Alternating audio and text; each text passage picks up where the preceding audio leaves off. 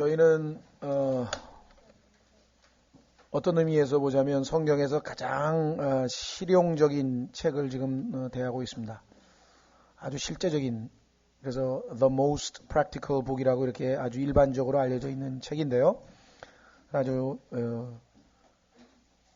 저희 킹제임스 성경 진영, 특히 저희 같이 창세기부터 계시록까지 성경을 한 구절 한 구절 계속해서 열심히 공부하는 그런 분들에게 있어서 취약점은 아무래도 하나님 말씀에 의하면 지식은 우리를 우쭐대게 한다 이렇게 나와 있습니다. 그건 어쩔 수가 없습니다. 많이 배우면 세상 지식이든 성경 지식이든 간에 하여간 지식이 들어가면은 아담의 본성은 우쭐댈 수밖에 없는 그런 것이기 때문에 늘 그 말씀을 근거로 해서 우리가 겸손해야 되고 그 말씀을 우리가 상기를 해야 되겠죠. 그 중에서도 이제 우리가 이 중요한 것 중에 하나가 많이 듣기는 듣는데 과연 얼마만큼 실천을 하느냐. 지난번 우리 야고보서 1장에서 듣기만 하고 행하지 아니하면은 자기 자신을 속이는 자라고 성경에서 말씀하고 있고, 그래서 이 야고보서는 우리가 배운 것을 그대로 실천에 옮기는 실행에 강조를 두고 있는 그러한 책이긴 합니다. 자, 그래서 지난번 우리는 2장에서 우리가 가지고 있는 예수 그리스도께서 우리에게 주신 믿음이 있는데 그 믿음이라고 하는 것의 특성이 그냥 머릿속으로 지식으로 남아있는 것이 아니라 우리 안에서 활동을 한다 그랬죠. 일을 한다. 사랑으로 일하는 믿음이라. 이렇게 해서 우리 그리스도인이 진정한 믿음을 가지고 있다고 한다면 가만히 있지 아니하고 그 말씀 우리 안에서 효과적으로 역사를 하고 그로 말미암아 효과, 이펙트, 뭔가가 우리의 삶에 효과가 있다 이 말이죠. 하나님 말씀을 내가 믿었더니 그 말씀이 나를 변화시키고 내가 하나님 기뻐하시는 이 일을 하고 나의 어떤 그 이기적인 모습이 바뀌고 이런 것들이 실제적으로 효과가 나타나야 말씀을 믿은 거지, 머릿속으로 지식을 집어넣은 것이 또는 지적으로 그 말씀에 동의를 했다고 해서 그것이 성경에서 말하는 믿음은 아니더라. 그 얘기가 이제 오늘 우리 2장 14절부터 아주 자세하게 공부를 하게 될 터인데, 지난번에 우리가 본 것은 예수 그리스도의 믿음을 지닌 사람으로서 사람을 외모로 취하지 말라. 그래서 교회에 부자가 오거나 가난한 사람이 왔을 때 동일한 사랑으로 대해야지, 부자가 왔다 그래가지고 막 특별 대우를 하고 가난한 사람이 왔다 그래가지고 무시하거나 이러한 것은 예수 그리스도의 믿음을 소유한 구원받은 성도로서 합당치 아니한 일이고, 합당치 아니한 것은 물론이고 악한 생각이란 악한 생각, evil thoughts, 악한 생각으로 남을 판단하는 자라고 말씀하고 있었습니다. 자, 그래서 지난번에 우리가 배운 2장 1절서부터 13절까지를 조금 요약을 한 다음에 그 다음에 오늘 나눠드린 프린트를 통해서 성경에서 이 사람을 외모로 취하지 말라고 하는 것이 얼마나 중요한 교리인가, 하나님께서 얼마나 강조하고 있는 것인가, 그리스도인인데도 불구하고 여전히 우리는 사람을 외모로 판단할 수밖에 없죠. 그 사람의 학력, 그 사람의 집안, 그 사람의 재산, 그 사람의 이런 것으로 판단하지만 하나님께서는 그걸로 판단하지 않아야 된다고 우리를 말씀하시는데요.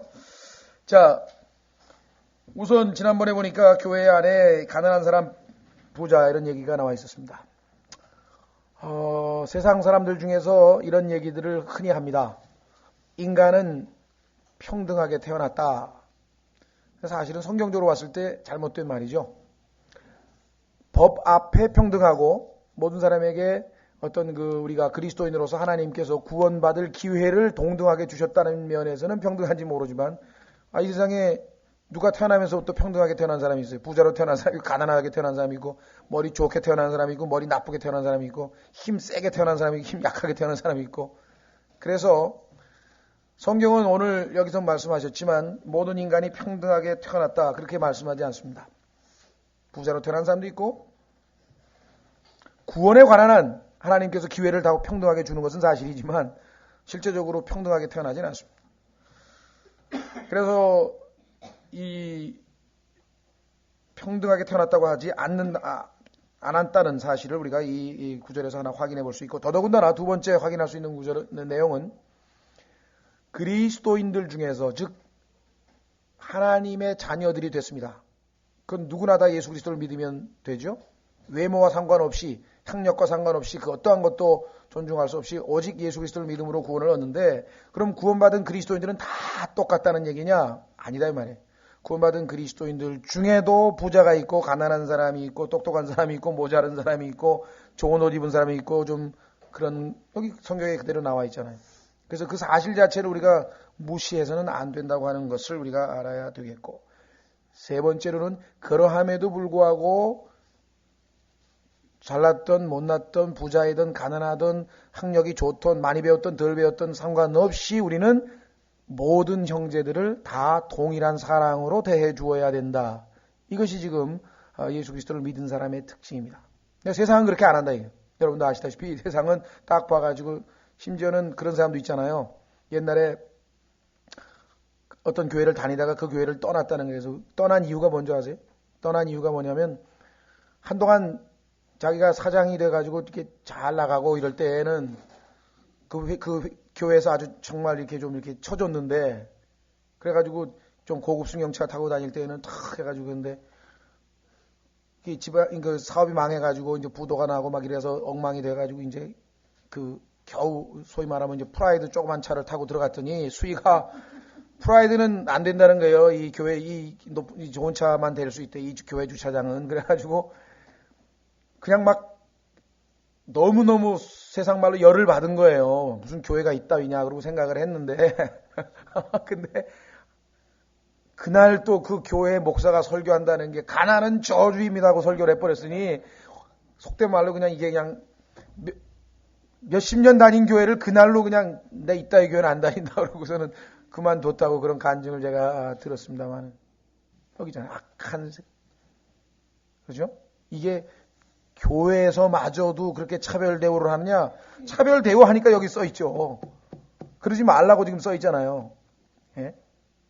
얼마나 아주 그와 유사한 것 중에 하나는요, 이 세상에서 가지고 있는 어떤 그런 그런 걸로 인해서 성경에는 분명하게 초신자에게는 감독이나 집사 같은 거 맡길 수 없는데, 온지 5년도 안 된 사람 막 다 집사 시켜버려.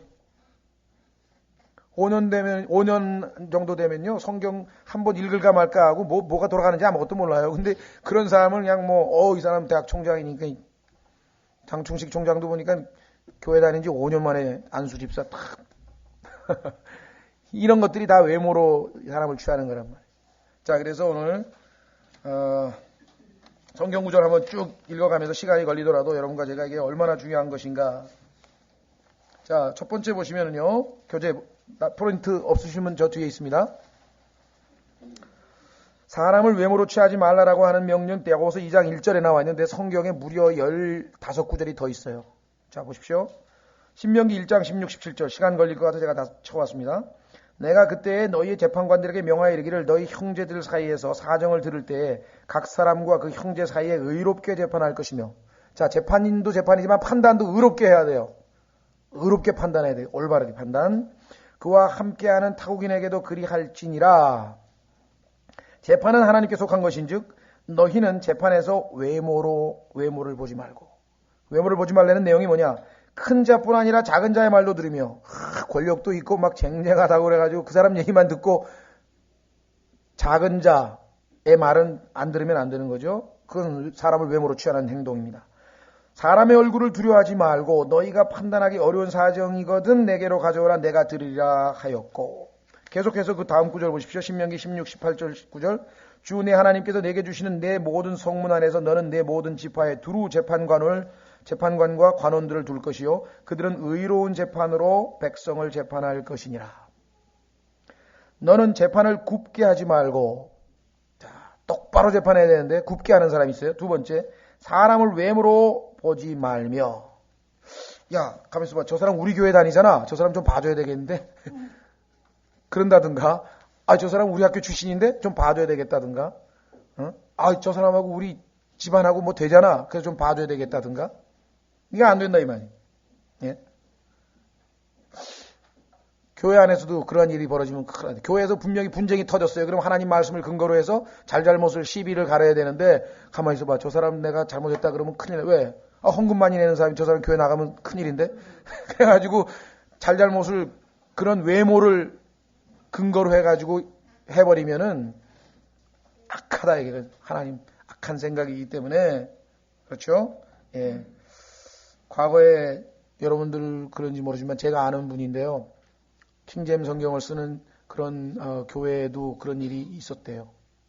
그분이 저한테 와서 그러는 거예요. 저는 그냥 그 교회 가려다가 그 목사 한번 만나고 내가 그 교회 안 갔대. 아니 왜 무슨 일이 있었습니까? 그러니까 저는 몰랐던 얘기인데 나중에 소위 말하는 비하인드 스토리. 아이고 그 양반 그 목사님을 만나가지고 제가 이래서 내가 이제 교회를 좀 다녀볼까 생각한다고 자기 견해를 얘기하고 이제 교제를 좀 상담을 하면서 소위 말하면 이제 면접을 한 거예요. 이 목사 교회 내가 다닐만한가 안 다닐만한가. 그래가지고 얘기를 했는데 자기가 사정이 생겨서 당분간은 내 몸도 아프고 그래서 교회를 못 다닐 것 같다. 뭐 그런 얘기를 했었던가 봐요. 그랬더니 그분 얘기가 이 사람이 부자예요. 조금 그렇게 큰 부자도 아닌데 조금 부자인데 딱 보더니 우리나라 부자들은 참 바보라 그러면서 부자들은 11조 1,000만 원만 내면 교회 안 나와도 하나님께서 하늘에 상급을 쌓아두셨다고. 그러니까 교회 안 나와도 그 얘기 뭐예요? 당신이 아파서 교회 못 나온다는데 걱정하지 말고 하늘에 상급이 있으니까 11조 많이 제가 보니까 11조 100만 원이나 채 낼까 말까 한 사람인데 1,000만 원으로 착각을 했나 봐요. 무슨 빌딩 있다고 착각해가지고. 그런 얘기를 정말 하셨어요. 그러니까 그 얘기 들으니까 내가 아이고 이 교회 발 안 들여놓기 정말 잘했다 그러더라고요. 그래서 어떻게 겉보기와 달리 그냥 그 속에 숨어서는 그런 짓을 했는가 싶은 생각이 제가 약간 들었었는데요. 그러니까 이 외모로 보지 말며 거기 밑줄 그어야 되는데 거기 또 마저 그으십시오. 16절. 하여간 제가 외모로 본다는 말은 다 밑줄을 그어놨는데 거기만 빠뜨렸네요. 네, 외모로 보십시오. 자, 우리나라에도요. 제가 주변에서 얘기를 많이 들었습니다만 실제적으로 그거 당한 사람 얘기 들으니까 정말 유전무죄라 그러죠. 유전무죄, 무전유죄. 어떤 사람이 재판을 한번 해보니까 판사에게 1억 원만 뇌물을 매기면 웬만한 건 다 무죄로 나온대요. 그래서 자기가 당했. 누가 봐도 객관적으로 다 그렇고 그런데도 밑에서부터 그냥 시스템이 그렇게 돼 있대요. 그냥 이렇게 제도가 이렇게 딱 성경에서 보면 악한 현세사기라는 시스템이 그렇게 돼 있기 때문에 결국은 그 젊은 검사가 포기를 하더래요. 그냥 합의하고 마십시오. 내가 죄질이 악해가지고 내가 정말 이 젊은 검사가 그래도 아직 물이 덜 들었으니까 반드시 내가 잡아놓고 말겠습니다. 그러더니 나중에 가서는 하도 압력들이 들어오래. 내가 더 이상 어떻게 해볼 도리가 없으니까 그냥 합의하고 마시라고. 그래서 자기도 말로만 들었는데 실제적으로 보니까 그렇더라. 자, 그래서 지금 여기도 하나님께서 재판에 대해서 그 다음에 세 번째가 나와 있잖아요. 또 뇌물을 받지 말라. 뇌물을 받지 말라. 예? 이는 뇌물이 지혜로운 자의 눈을 어둡게 하고 의로운 자의 말을 굽게 하기 때문이니라. 그렇죠? 우리나라도 지금 청와대 요번에 무슨 막 선거 때문에 좀 아주 곤란을 겪는 모양인데 열린우리당 그 사람들 자체잖아요. 지금 코드 인사 때문에 망했다고. 그 다 외모 보는 거지. 왜 객관적으로 봐야지 나하고 코드 맞는 사람만 뽑아요. 자, 그래서 이것이 얼마나 핵심적인 교리인가. 객관적이 되는 방법은 딱 하나예요. 자기 자신을 부인하고 성령 충만하면 객관적이게 될 수 있어요. 우리나라의 신앙 성령 충만은 전부 반대야 성경하고. 왜냐면 자기 자아 도취를 갖다가 성령 충만으로 착각하는 거예요. 그냥 소리 고래고래 지르고 그런 게 성령 충만으로 생각하는 거예요. 자, 그 다음에 세 번째 보십시오. 사무엘 4하 14장 14절. 우리는 반드시 죽으리니 마치 땅에 쏟으면 다시 모으지 못하는 물과 같사오나. 참 멋있죠? 표현이? 죽으면 끝이에요. 왜? 물 쏟으면 그거 어떻게 담아요? 도로 못 담잖아요. 하나님은 사람을 외모로 보시지 아니하시고. 그 얘기는 뭐예요? 돈 많다고 안 죽어요? 죽어요. 똑똑하다고 안 죽어요? 죽어요. 힘세다고 안 죽어요? 죽어요. 건강하다가 안 죽어요? 죽어요. 몸 약하다가 다 죽어요. 왜? 한 번 죽는 것은 사람에게 정해진 것이고 왜 죽습니까? 죄의 싹은 사망이니까 모든 사람이 죄니까 다 죽지. 하나님께서 교회 열심히 다녔다고 그래 너는 안 죽게 해줄 거야. 없어요 그런 거. 하나님 보시기에는 외모로 취함이 없다. 다 죽는다. 하나님의 결정은 죄인이면 다 죽는다. 그렇죠? 어떤 사람 보니까 평생 모태신앙으로부터 시작해가지고 그냥 평생 교회를 다녔으니까 이 사람 그냥 내가 좀 그런 거 없어요. 하나님 봐주고 안 봐주고 외모로 취하는 법이 없다. 공평하게 하나님의 원칙에 입각해서 기록된 말씀에 의해서 하나님께서는 모든 일을 수행하신다. 네 번째 보시면 잠언 24장 23절 25절에 이것들도 지혜로운 자에게 속하는 것이라 재판할 때 사람의 외모에 관심을 두는 것은 좋지 못하니라.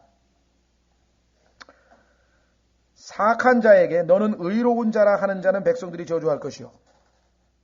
그래서 지금 과거사 진상 조사한다는 얘기가 다 이거 아닙니까? 옛날에 막 사악한 자인데 의로운 자라 그래가지고 무죄 선언해버리고 반대로 또 분명히 의로운 사람인데 막 유죄 선언하고 뭐 이런 일들이 뭐 전 세계에 뭐 비일비재하죠. 그런데 결국에 가면 어떻게 되는 줄 아세요?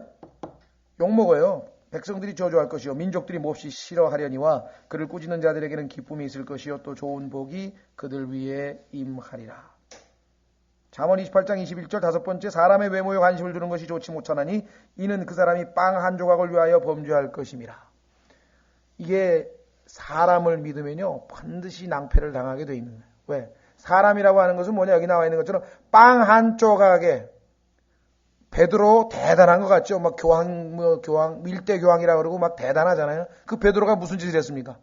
물 위를 걸어가고 뭐 예수 그리스도 앞에 뭐 주는 그리스도시요 살아계신 하나님의 아들이시니다고 막 신앙 고백을 하고 뭐 엄청났지만 나중에 목숨이 무서워서 예수님을 그냥 저주하면서 배반한 사람이 베드로 아니겠습니까? 그렇죠? 다윗은 어떻습니까? 다윗. 네? 나중에 자기를 위해서 목숨을 바쳐서 전쟁하고 있는 그 부하의 아내를 그렇게 간음을 저지르고 그걸 숨기기 위해서 또 그 부하를 전쟁의 고의로 내버려서 죽인 게 인간이잖아요. 네? 또 노아는 어땠습니까? 하나님께서 3대 의인 중에 하나가 노아인데 노아 다니엘 욥인데요. 3대 의인이라고 하나님께서 그렇게 최고로 평가한 노아도 어떻게 됐습니까? 나중에 술 취해가지고 그러니까 인간은 빵 한 조각을 위해서도 언제든지 무슨 짓을 할 수 있는 성경에 보면은 유순한 여인 너무나 마음도 약하고 착하고 장 여린 그 여인도 자기가 배고프니까 자식을 삶아 먹는다고 성경에 돼 있잖아요. 자식을 삶아 먹.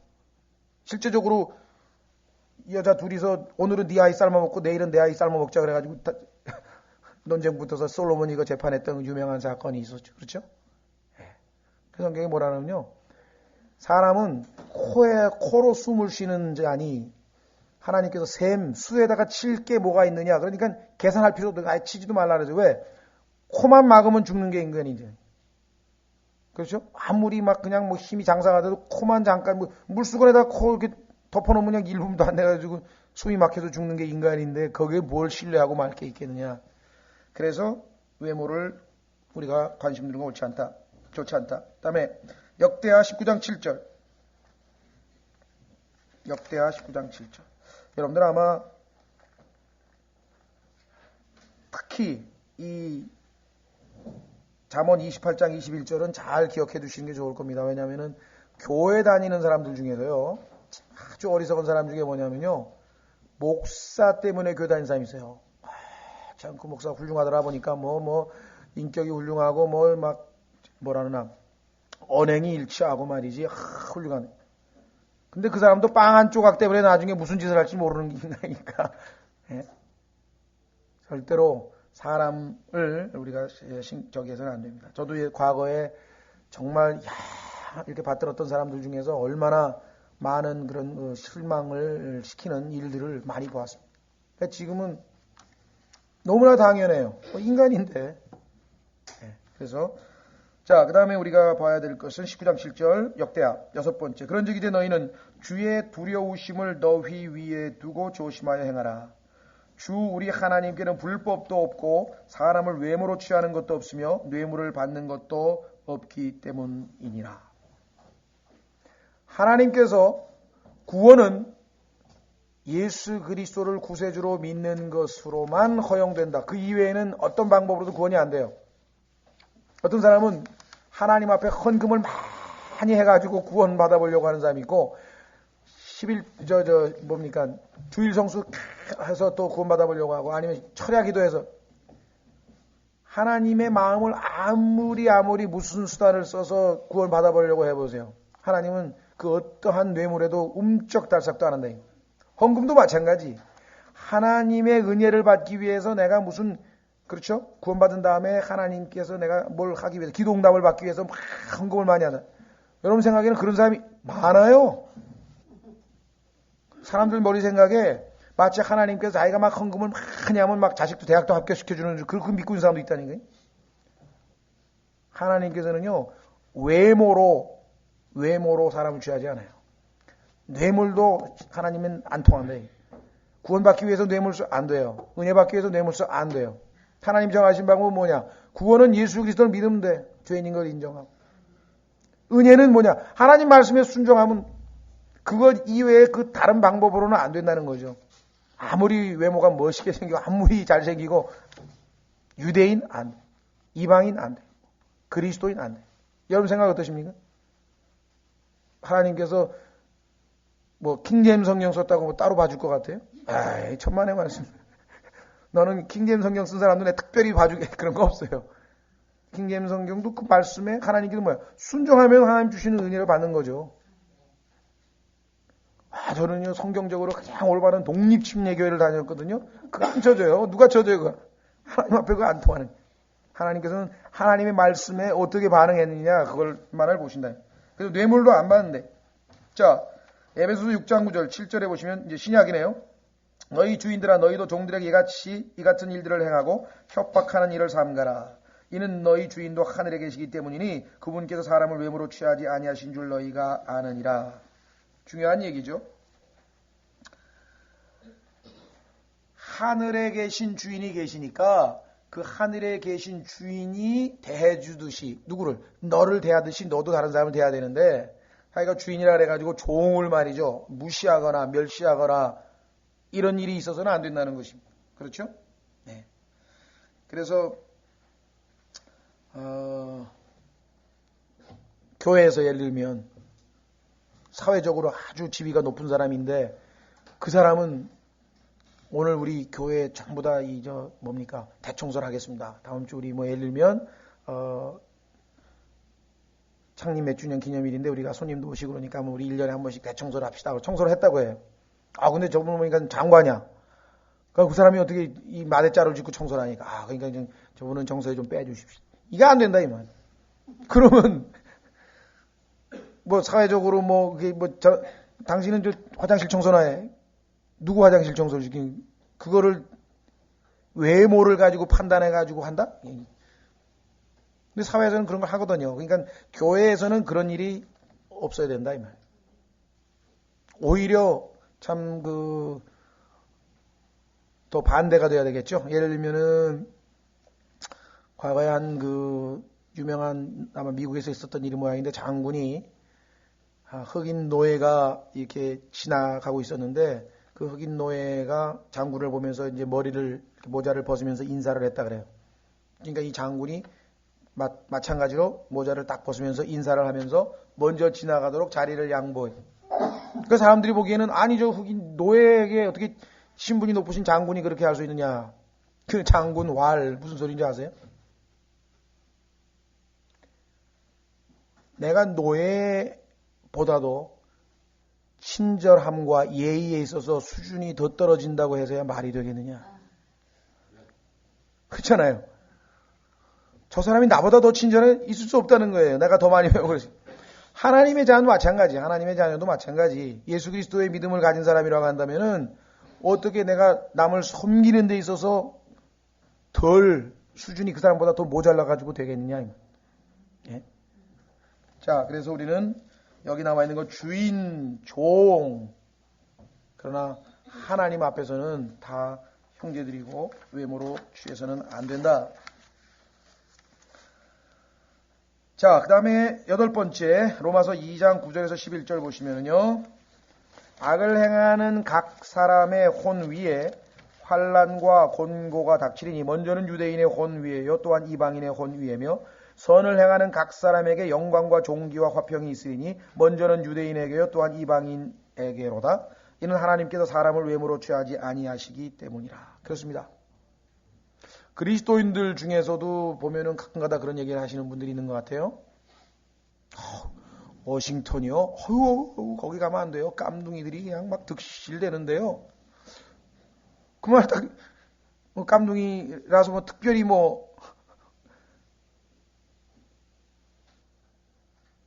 예를 들면, 그렇죠? 그러니까 무의식 중에 깜둥이들은 좀, 뭐라 그럴까, 악하고, 이 범죄도도 많고, 이런 생각들이 우리에게도 그냥 편견으로 자리 잡고 있다는 것이죠. 그렇죠? 유대인 하면, 아주 돈에 지독한 사람들이라고, 이런 것들 우리가 다 가지고 있잖아요. 그러나 하나님께서는 나와 있는 것처럼, 유대인이든 이방인이든 그 외모로 그들을 취하지 아니하고, 기준을 딱 정해놓으시고, 그 말씀에 부합되는 것만 하나님께서는 행하신다. 여기 나와 있죠. 골로새서 3장 25절. 9번째. 보십시오. 그러나 부당하게 행하는 자는 자기가 행한 부당한 일로 인하여 보응받으리니 여기에는 사람을 외모로 취함이 없느니라. 자, 아까도 말씀드렸지만 그 사람이 교회 목회자라 그래가지고 부당한 일을 했는데 하나님이 너는 목회를 했으니까 좀 봐주고 또 아까 얘기한 것처럼 너는 킹제임 성경을 썼으니까 내가 좀 그래도 부당한 일을 했지만 봐주겠다. 그런 거 없다. 이게. 하나님 앞에서는 하나님이 보시기에 하나님 말씀에 어긋나는 옳지 못한 일을 하면 거기에 대한 대가를 받는 거고 심은 대로 거두는 거고 옳은 일 했으면은 우리가 볼 때에는 만약에 그 세상에서 보기에 또는 우리가 그리스도인으로 봤을 때 예를 들면은 너무너무 엉터리다 이러면 교리도 모르고 막 이단이다. 그래도 그 사람이 하나님 앞에 옳은 일 하면 하나님 그걸 받아주시는 거예요. 자, 그래서 우리는 절대로 사람을 외모로 취하지 아니하신다. 10절에도 마찬가지. 10번 베드로전서 1장 17절 사람을 외모로 보지 아니하시고 각 사람의 행위대로 심판하시는 분. 아까도 말씀드렸죠. 각 사람의 행위대로 심판합니다. 너희가 아버지라 부른즉 여기에 잠시 머물러 있을 동안에 두려움 가운데 지내라. 여러분과 제가 그리스도인이지만요. 육신적으로 행동하면 거기에 대해서는 하나님께서 반드시 뭐예요? 심판하실 뿐만 아니라 그리스도의 심판석에서 여러분과 제가 한 일들은 다 죽은 행실로 다 불타버리고만. 그죠? 자, 그 다음에 11번 사도행전 10장 34, 35절 이에 베드로가 입을 열어 말하되 내가 진실로 하나님은 사람을 외모로 취하지 아니하시고 이방인들에게도 하나님께서 성령을 내려주셨다? 이방인들도 구원하시나? 이랬다고 베드로는 하나님이 유대인만 특별 대우하시는 줄 알고 지금 생각하고 있었잖아요. 근데 보니까 아니야. 그래서 모든 민족 중에서 하나님을 두려워하며 의를 행하는 사람은 다 받아주시는 줄을 깨달았도다. 그렇게 얘기해요. 자, 12번째 갈라디아서 2장 6절 그러나 무엇이나 되는 것 같이 보이는 이 사람들에 관하여는 사도 바울이 예루살렘에 있는 교회, 소리로 치면 이제 상당히 중심이죠. 안디옥이라고 하는 교회를 다니다가 예루살렘에 있는 교회에 이제 방문하게 됐는데 가보니까 막 예루살렘 교회의 기둥이라고 하는 막 베드로, 야고보 막 이런 대단한 사도들이 거기 다 있더라 이 말이죠. 그래서 그런 사람들을 이라고 해서 무슨 하나님께서 특별하게 했느냐 보니까 그게 아니더라 이거죠. 그러나 무엇이나 되는 것 같이 보이는 이 사람들에 관하여는 그들이 어떤 사람이든지 내게는 상관이 없으며 하나님은 사람을 외모로 취하지 아니하시나니. 그러니까 저 지방에서 왔다 그래가지고 자기는 지방에서 온 선교사니까 하나님께서 무슨 그걸 기회를 안 주시고 예루살렘의 중앙에 있는 거기다가 또 예수님의 친동생이야 야고보는. 그러니까 예수님의 친동생이니까 이 사람은 특별히 하나님께서 더 어떤 존중해 주시고 그런 게 없더라는 거죠. 그러면서 이는 무엇이나 되는 것 같이 보이는 그 사람들이 회의에서 내게 더해 준 것이 하나도 없었습니다. 자, 그래서 우리는 이 하나님께서는 세상에서는 무엇이나 되는 사람은 뭐 특별 대우를 하죠. 어디 가도 다 VIP 룸이 있고요. 또 뭐 공항에도 있을 뿐만 아니라 뭐 어디 가든지 다 있죠. 요즘에 무슨 뭐 카드도 다 뭐 VIP는 따로 다 대해주고 은행에 가도 VIP는 따로 막 해주고 하나님은 그런 거 하나님 앞에는 그런 게 없어요. 자, 한 가지 우리가 짚고 넘어가야 될 거는 세상 사람들 중에 존경받고 인정받는 그런 사람들이 있습니다. 자, 그런 사람들에게 우리가 복음을 전할 때 외모를 하나님이 보시지 않은 분이니까 내가 가난한 사람이든 뭐 병든 사람이든 똑같이 복음을 전해주고 정성껏 복음을 전해주는 거 그건 괜찮아요. 그러나 한 가지 우리가 조심해야 될 것은 하나님께서는 외모로 사람을 보시지 않으니까 뭐 당신이 부자이든 당신이 뭐 장관이든 당신이 뭐 국회의원이든 나는 상관없다. 그렇게 대하면 그 사람이 아예 들으려고 치지도 않아요. 그게 무슨 소리냐면은 우리가 뱀처럼 지혜로워야 된다는 거예요. 왜냐하면 저 사람은 사회에서 항상 높임을 받고 존경을 받는 사람이기 때문에 우리도 사회적 지위에 대해서는 인정을 해준다는 거예요. 그죠? 예를 들면은 장관이면은 장관님 그러면 되지. 그 사람이 뭐 예를 들면 누구씨 그 장관인데 누구씨 하고 부르고서는 복음 전한다고 그게 복음이 그 사람이 들으려고는 하겠느냐 이 말이죠. 그래서 우리 그리스도인들이 그러한 그 외모를 취하지는 않지만 그렇다고 해서 사회적으로 세상 사람들에게 인정받는 그 사람들에게 복음을 전할 때 마저도 그걸 다 무시해버리고 아예 마치 그냥 똑같이 우리가 대할 경우 그것은 복음을 전할 수 있는 기회를 막는 겁니다. 뽑혀줘야죠. 교수님이십니까? 아니면 뭐 사장님이십니까? 이렇게 해서 그게 예를 들면 뭐 길거리에 노인에게는 정성껏 가서 우리가 진심으로 복음을 안전한다는 얘기는 아니죠. 그런 외모를 취하지는 않지만 적어도 사회적으로 인정받는 사람에게는 우리도 겸손하고 존중해서 그로 하여금 그죠? 우리가 접근하는데 쓸데없는 그런 것들은 있어서는 안 된다. 비하하거나 무시해서도 우리가 안 된다고 하는 것을 좀 조심을 하셔야 될 것 같습니다. 자, 그 다음에 누가복음 20장 21절 13번째 그들이 그분께 여쭈어 이르되 선생님이여 우리가 알기에 선생님은 바르게 말씀하시며 어떻게 됐습니까? 가르치시며 그 다음에 어떻게 했습니까? 아무도 외모로 취하지 아니하시고 예수님은 누구에게든지 똑같이 바르게 말씀하시고 가르치시고 그 다음에 오직 하나님의 길을 참되게 가르치시나이다. 심지어는 자기 육신의 어머니인데도 불구하고 예수 그리스도께서는 자기가 하나님으로 그 어머니를 대할 때에는 여자여 그렇게 불렀다. 그래서 생각하니 어떻게 그러실 수 있느냐. 예수님 지금 하나님으로서 권위를 가지고 말씀할 때는 그렇게 말씀하시는 거죠. 그렇죠? 네. 그래서 예수 그리스도께서도 아무도 외모를 취하지 아니하셨다. 자, 14번째 욥기 34장 17에서 19절 성경에서 이게 얼마나 아주 강조하고 있는 교리인지를 좀 확인해 보려고 합니다. 그분께서 의를 미워하시는 이시라면 그대를 다스리시겠느냐. 그분은 의를 미워하시는 분이 아니죠. 사랑하시는 분이죠. 그 다음에 지극히 의로우신 이를 그대가 정죄하겠느냐. 왕에게 당신은 사악하다 말하는 것이 합당하냐. 또 통치자들에게 당신들은 경건치 아니하다 말하는 것이 합당하냐. 그렇지 않다 이거예요. 그런데 하물며 통치자들을 외모로 받지 아니하시며 부자를 가난한 자보다 중히 여기지 아니하시는 그분께 그리 말할 수 있겠느냐. 예수 그리스도께서는 이 땅에 오셔서 그 사람이 통치자이든 왕이든 가난한 사람이든 과부든 뭐 고아든 간에 항상 하나님께서 그들을 대하실 수 있는 합당한 방법으로 대해 주셨다. 여러분과 제가 외모로 사람을 취하지 아니하시고 하나님께서 나를 대해 주시는 방식으로 우리가 사람들을 대하냐? 안 그렇다. 우리 안에 있는 편견, 그렇죠? 늘 우리하고 스타일이 비슷하고 말이 잘 통하고 또 딱 봤을 때 좀 뭐 있고 이러면 우리가 좀 그렇지 않고 좀 무시할 만한 사람들의 경우에는 우리가 때로는 동일한 사랑과 동일한 존중함을 가지고 대하지 않는다는 것을 우리가 스스로를 우리가 좀 돌이켜보고, 자, 마지막으로 15번입니다. 자, 보십시오.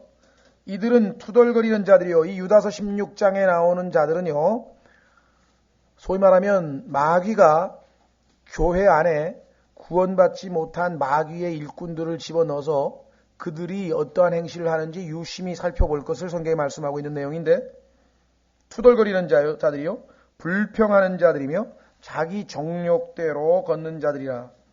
자, 이들의 입은 크게 부풀린 말을 하며, 자, 그 다음에 아주 이제 중요한 게 나왔네요. 이득을 위하여 사람의 외모에 감탄하느니라. 자기에게 이익이 될 만하면 그 사람을 외모로 취한다 이 말이에요.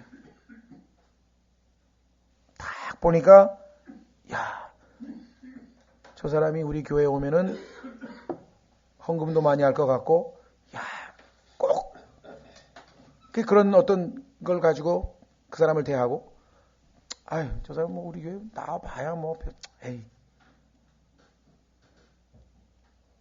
그렇죠? 세상에서도 친구 사귈 때 보면은 기준이 그거 아니에요. 나에게 얼마만큼 유익이 될 것인가, 이익이 될 것인가. 세상은 그럴지 모르지만, 교회는 예수 그리스도의 믿음을 소유한 자들이기 때문에 그리해서는 안 된다. 이게 지금 가르칩니다. 자, 다시 한번 야고보서 2장 1절을 한번 읽고 그 다음 주제로 넘어가겠습니다. 자, 야고보서 2장 1절. 내 형제들아, 영광의 주 곧 우리 주 예수 그리스도를 믿는 믿음. 여기 이제 목적을 했는데 지난번에 말씀드렸지만 원래 어브라고 하는 전치사 요번에 교회를 본다 그랬었습니다. 예수 그리스도의 믿음을 너희가 가졌으니 어떻게 하라고요? 사람을 외모로 취하지 말라.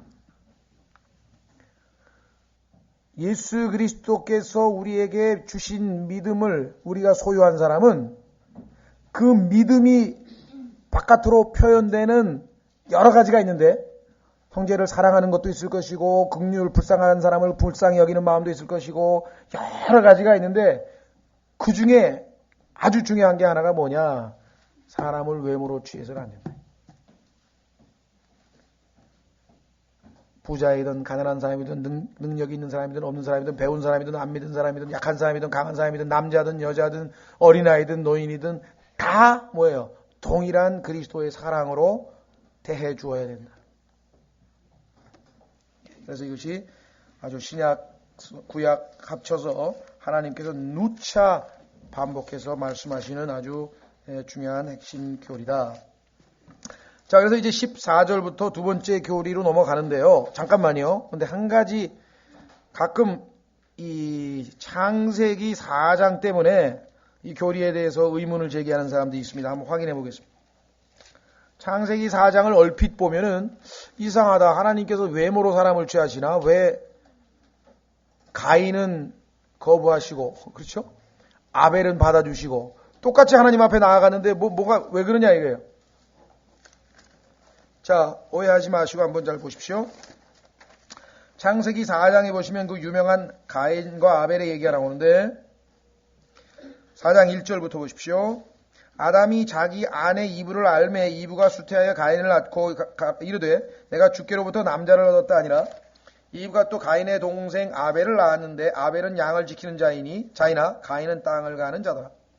시간이 흐린 뒤에 가인은 땅의 열매 중에서 헌물을 가져와 주께 드렸고 아벨도 자기 양떼의 첫 새끼들과 그 기름 중에서 가져왔더니 주께서 아벨과 그의 헌물에는 관심을 가지셨으나 가인과 그의 헌물에는 관심을 갖지 아니하셨으므로 가인이 몹시 분하여 침통해 하니 주께서 가인에게 이르되 내가 어찌하여 분을 내느냐 어찌하여 침통해 하느냐 내가 잘 행하면 어찌 너를 받지 아니하겠느냐. 여기에 지금 답이 있는 거죠.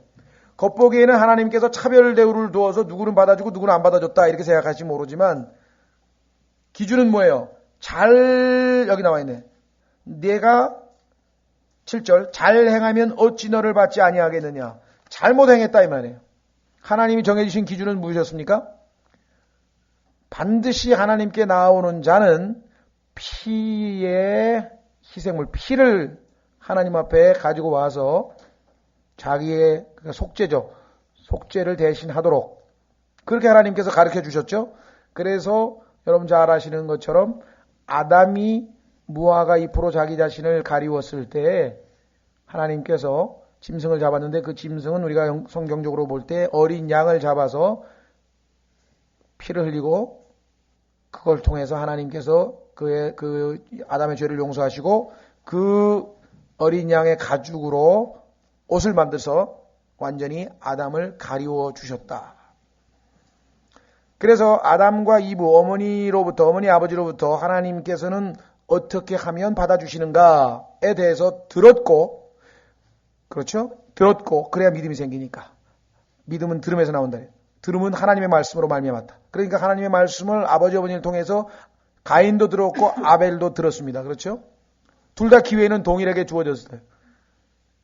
그런데 성경에 보니까 아벨은 믿음으로 더 나은 희생물을 드렸고, 왜? 양을 죽여서 하나님 앞에 피를 가지고 나아갔고, 가인은 자기 생각대로, 그죠? 믿음이 아니고 아버지 어머니가 말씀하신 하나님의 말씀은 무시하고 자기의 생각대로 자기의 노력으로 농사를 지어서 요즘으로 치면 착한 일 많이 해서 하나님 앞에 호의를 얻어보려고 했던, 그렇죠? 그와 같은 자기 방식대로 나아갔고, 이것이 지금 기준입니다. 그러니까 하나님께서 왜 외모를 취하지 않으시는 분이 하나는 받아주고 하나는 안 받아주느냐, 그것은 외모를 취하시는 게 아니라 하나님께서는 기회는 둘 다에게 줬죠. 만약에 하나님께서 가인에게는 양도 안 주고 만약에 그랬다, 그건 아니잖아요. 그 다음에 이 이야기를 듣고 하나님께서 받으시는 방법을 가인이 다시 한번 확인했다면 즉시로 뭐예요? 양을 잡아서 다시 하나님 앞에 나아갈 수도 있었어요. 그런데 그는 분을 내고 결국은 하나님을 떠나버리는 일이 발생을 했었다. 자, 시편 138편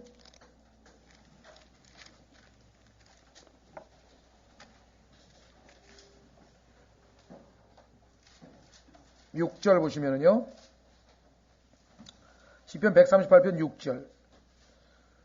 주는 높이 계실지라도 겸손한 자에게 관심을 기울이시며 교만한 자는 멀리서도 아시는도다. 여기서 지금 멀리서도 아시는도다라고 하는 번역과 아시기는 아시는데 멀리 아시는도다, 그런 뉘앙스가 더 강한 것 같아요.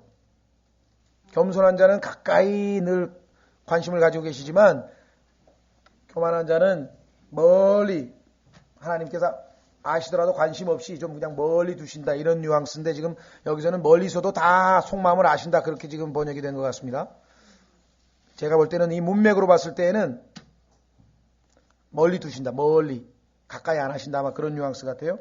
자, 그래서 이 가인의 경우에는 겸손한 자요, 죄송합니다, 아벨의 경우에는 겸손한 자요, 가인은 교만한 자라고 하는 사실을 성경에서 우리가 확인해 볼 수가 있습니다. 따라서 하나님께서 이 구절이 외모로 사람을 취하신다고 하는 이 구절로서 가끔 가다가 이제 왜 여기는 둘 중에 하나는 받아주고 하나는 안 받아주느냐라고 하는 그런 질문을 혹시 들으시면은 답변을 주실 수 있도록 그렇게 하시면 좋겠습니다. 자, 그래서 이제 우리는 드디어 두 번째 주제 2장, 야고보서 2장의 첫 번째 주제, 외모로 사람을 취하지 말라. 두 번째 주제는 뭐냐? 외모로 사람을 취하지 않는 것도 아까 말씀드린 것처럼 우리가 예수 그리스도의 믿음을 가진 사람이 가지고 있는 그 바깥으로 드러나는 행동에 있어서 첫 번째겠죠? 두 번째는 뭐냐? 믿음의 점검이에요. 이 야고보서 2장 14절부터 26절을 구원과 관련지어서 만약에 받아들이면 문제가 심각해집니다. 그 얘기는 뭐냐면 여기에 나와 있는 믿음으로만 의롭게 되는 것이 아니고 행함으로 의롭게 된다고 하는 말 확인해 보겠습니다. 야고보서 2장 24절. 이 구절이 얼마나 많은 사람들에게 걸림돌이 되는지 몰라요. 이상하다.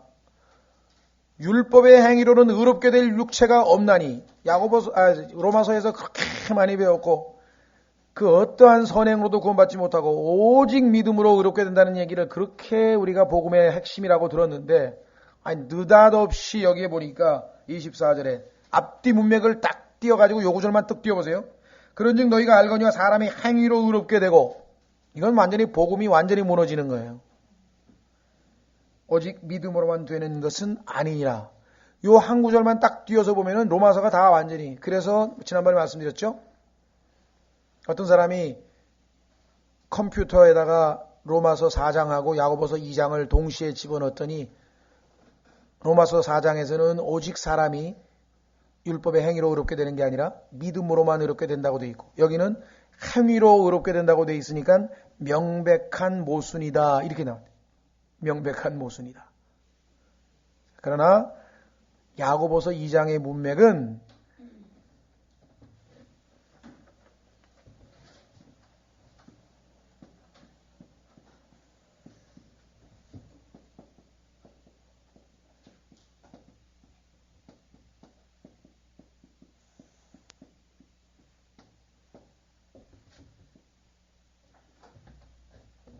구원 또는 칭의, 의롭게 되기 위해서는, 구원을 받기 위해서는 율법의 행위는 그 어떠한 인간의 노력도 선행도 그 어떠한 종교도 그 어떠한 것도 전혀 구원을 가져다 주지 못하고 전혀 우리를 의롭게 할 수 없다는 사실은 복음의 핵심 중에 핵심 중에 핵심입니다. 그렇죠? 그래서 오직 믿음으로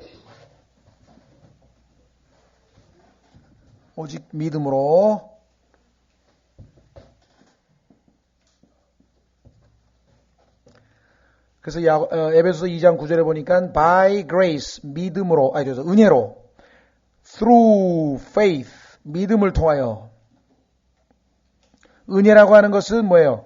하나님께서 우리에게 베풀어 주시지 않아도 되는 건데, 그렇죠? 은혜로 거저 주는 거니까 은혜로 구원은 거저 받는 거예요. 그러나 하나님께서 그 은혜를 거저 받는 수단이 있는데, 그 수단은 뭐냐면 믿음이에요.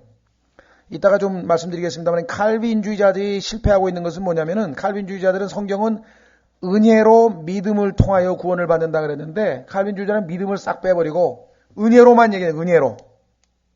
하나님께서 은혜로 그냥 구원 주고 싶은 사람은 무조건 다 그냥 아무거나 선택해가지고 줘버렸대. 아니에요. 하나님께서 은혜로 구원을 주려고 하는 사람은 조건이 하나 있는데, 그것은 뭐냐면 믿음을 통하여. 믿음을 행사해야 돼요. 그렇죠? 자, 그래서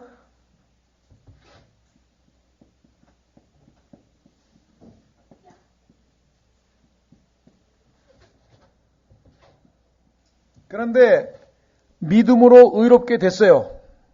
그러니까 구원 받기 전에는 오직 믿음만이 우리를 의롭게 해요. 그렇죠?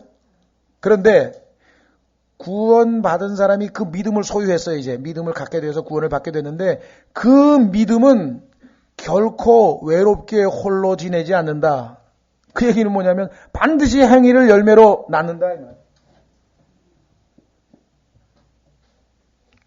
그러니까 내가 행위가 아니라 믿음으로 구원을 받았는데, 그렇죠? 그런데 그 믿음이 내 안에 있는지 없는지를 입증하려면 어떻게 해야 돼요? 행위로, 그 믿음이 낳는 행위로 보여줘야 된다, 사람들에게. 그래서 지금 여기 보십시오. 18절, 야고보서 2장 18절에 보니까 참으로 어떤 사람은 이르되 너는 믿음이 있고 나는 행위가 있으니 행위가 없는 내 믿음을 내게 보이라. 그 다음에 보세요. 나는 내 행위로 내 믿음을 내게 보이리라 하느니라.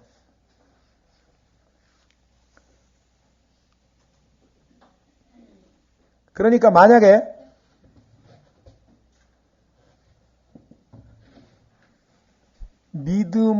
행위가 하나도 없다면 그 사람이 이 믿음을 가지고 있는 것이 아니다 이렇게 돼버린대.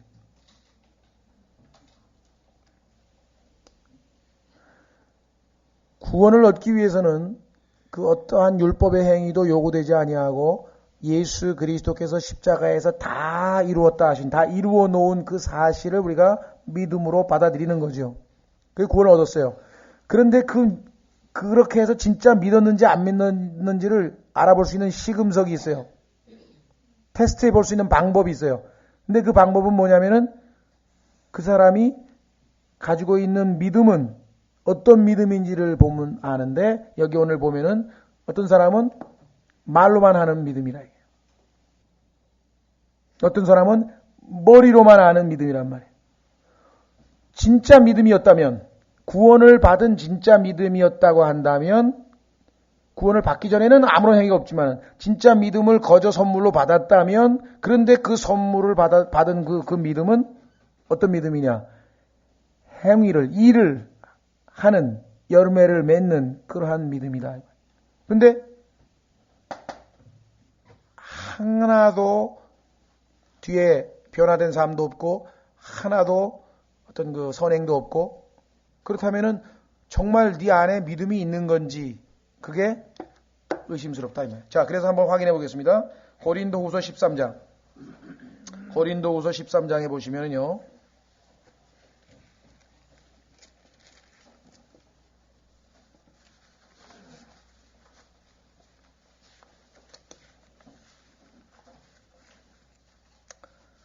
고린도후서 13장 5절을 보시면 이렇게 나와 있습니다.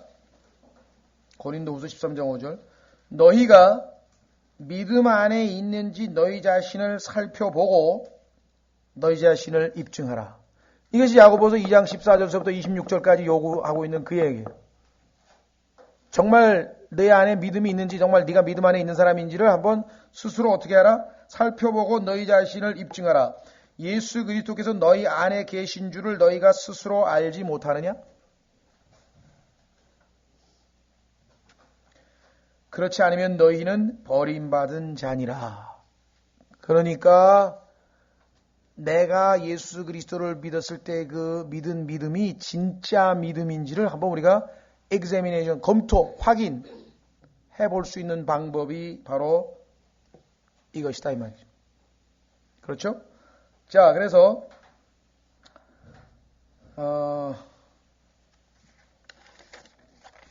야고보서 다시 2장으로 가서 이제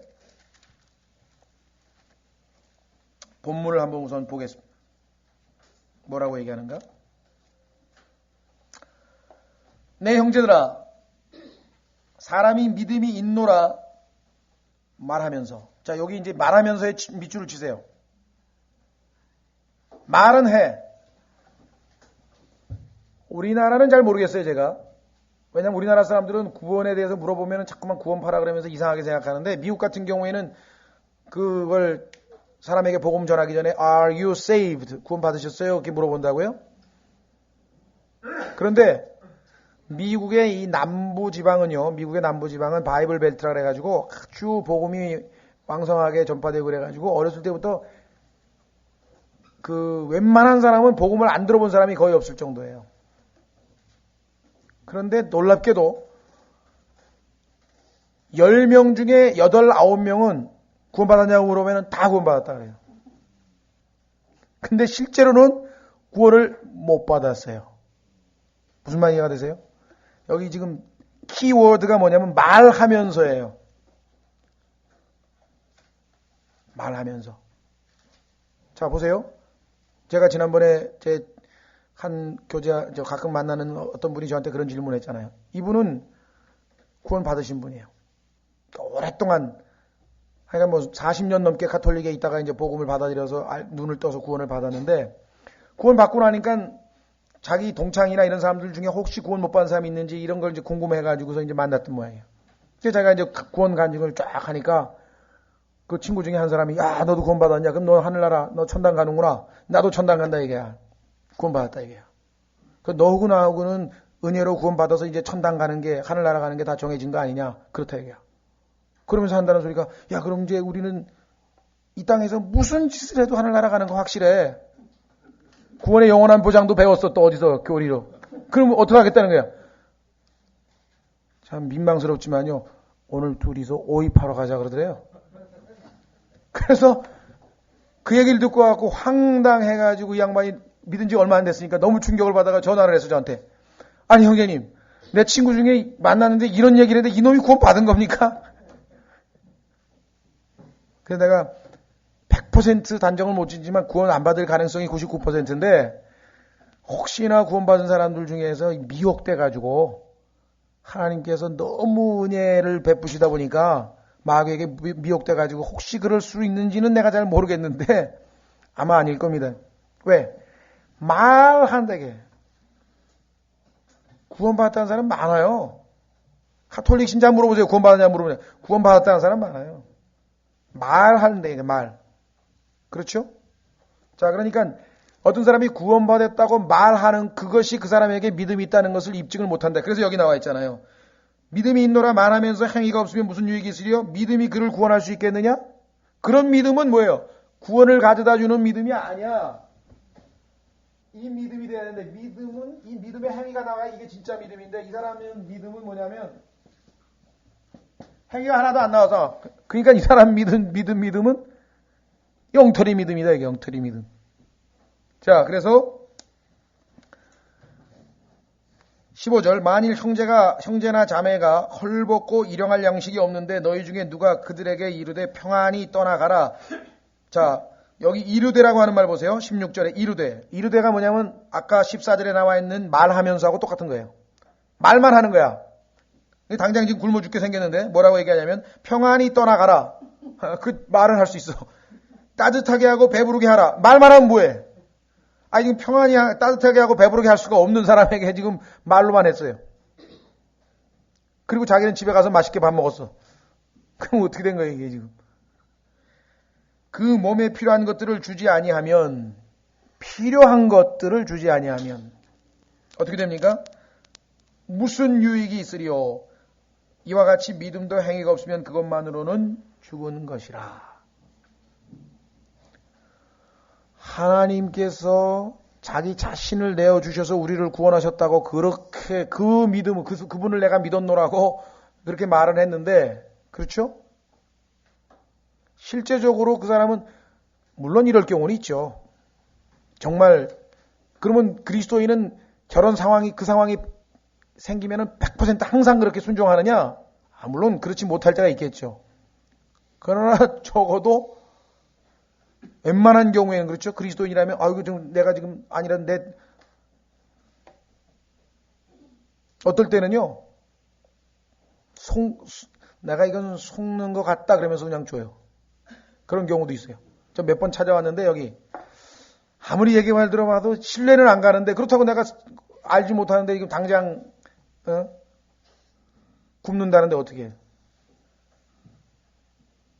자, 그래서 갈라디아서 5장을 보십시오. 갈라디아서 5장 6절. 당신이 믿는 하나님은 어떤 하나님이냐? 사랑의 하나님이다. 어떤 사랑의 하나님이냐? 자기 자신의 아들을 우리까지 내어주시기까지 사랑하신 분이시다.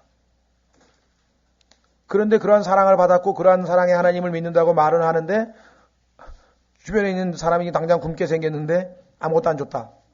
갈라디아서 5장 6절. 갈라디아서 5장 6절. 또 예수 그리스도 안에서는 할례나 무할례나 아무 호요력이 없으되. 자, 그 다음 보세요. 뭐라고 나와 있나? 오직 사랑으로 활동하는 믿음뿐이기 때문이라. 자, 여기 보면은 faith. 오직 믿음이야. 오직 믿음. 그런데 그 믿음은 어떤 종류의 믿음이냐? 특성이 뭐냐? which worketh by love. 사랑으로 일하는 믿음이에요. 믿음이 내 안에 들어와서 가만히 있는 게 아니라 사랑으로 일하는 믿음. 그런데 지금 최소한의 사랑도 안 베풀고 지금 당장 지금 굶어 죽을 사람에게 따뜻하게 하고 배부르게 하라 그냥 말만 하고 돌려보냈다. 그럼 도대체 너 믿음이 있는 거냐 없는 거냐? 그렇죠? 예, 그래서 지금 두 번째 사람 또 보겠습니다. 이게 첫 번째 예입니다. 첫 번째 예는 뭐냐?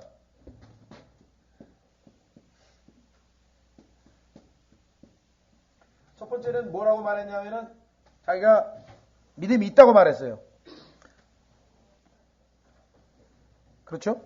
그런데 실제적으로는 뭐예요? 행동이 하나도 없었어요. 그러면 그 믿음은 뭐예요? 성경에서 말하는 참 믿음이 아니다. 그죠? 그 얘기를 지금 하죠. 자, 쉬었다가 두 번째 18절에도 보면은 또 말하는 사람이 있어요. 그러니까 여기서 핵심이 뭐냐면 말은 하는데 실제 아무것도 없어. 그렇죠?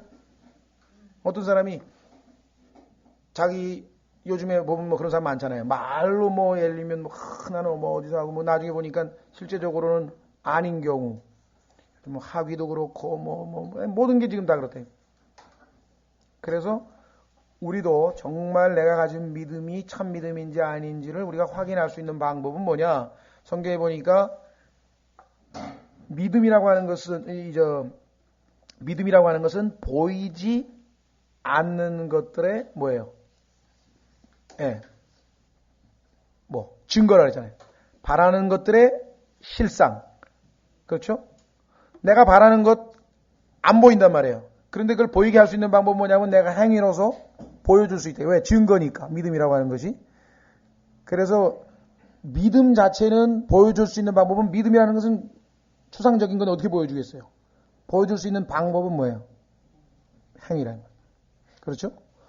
내 안에 믿음이 있다는 것을 사람들에게 보여줄 수 있는 수단이 바로 믿음이라고 하는 것을 강조하고 있다. 좀 쉬었다가 두 번째 얘기를